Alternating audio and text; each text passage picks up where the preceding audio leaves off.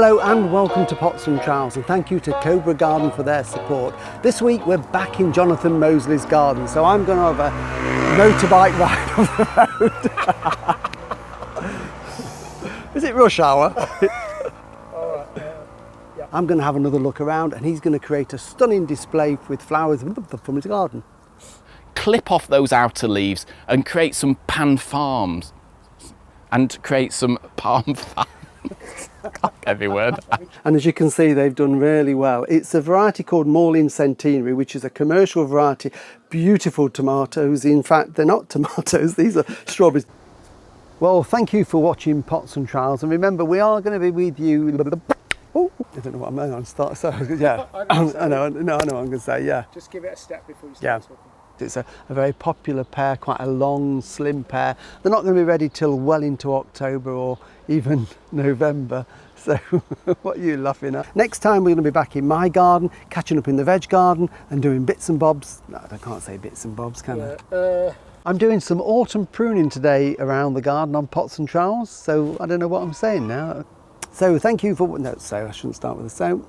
With climbing roses, it's a similar principle. We're just going to shorten some of the long growths. Thank you for watching Pots and Trowels, and I hope if you're like me and you like your Trump tulips, they're not tulips, they're trumpets.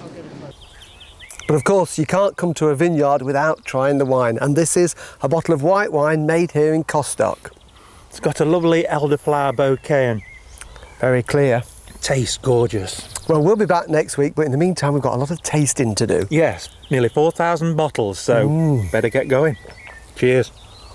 If you're like me and you like your rhubarb crumble and your rhubarb falls through the summer, then you've probably got a clump of rhubarb in your garden. And at this time of the year, it's in full production, and we're pulling these wonderful, juicy, succulent, fat, what's the word I'm looking for? I can't think of it.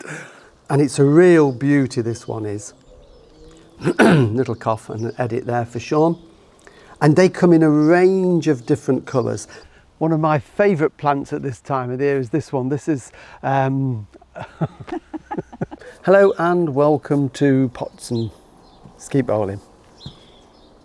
Hello and welcome to Pots and Trowels. What I would always do before you do start to do any trimming is get a tractor to drive by, because it just gives to the sound effects of this video that we're doing.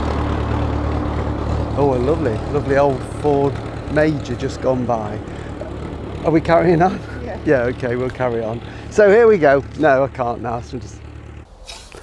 So now that's not recording. Oh, it is. Sorry, I normally can see the red light. I can't. Keep going. I've raked the soil and I've used my hoe. It's not a hoe, actually, this is a trowel, but I've used the trowel just to test. She wants to know how to stop tulips eating the bulbs that she plants in pots. Very simple way is to pop them in a pot like that.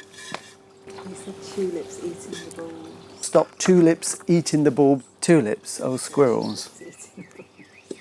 Okay, well, he can finish with a cutaway of that. Really good selection. So all we need to do now is get Lisa to plant them all. Yes.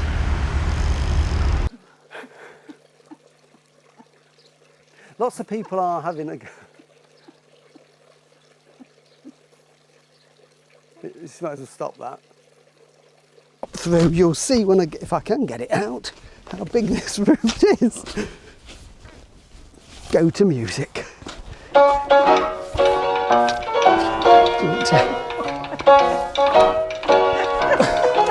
need to be where you are. So you want to... Altogether there's just over 6 acres, so we'll have a whistle-stop tour starting in Jill's garden this way. Righto.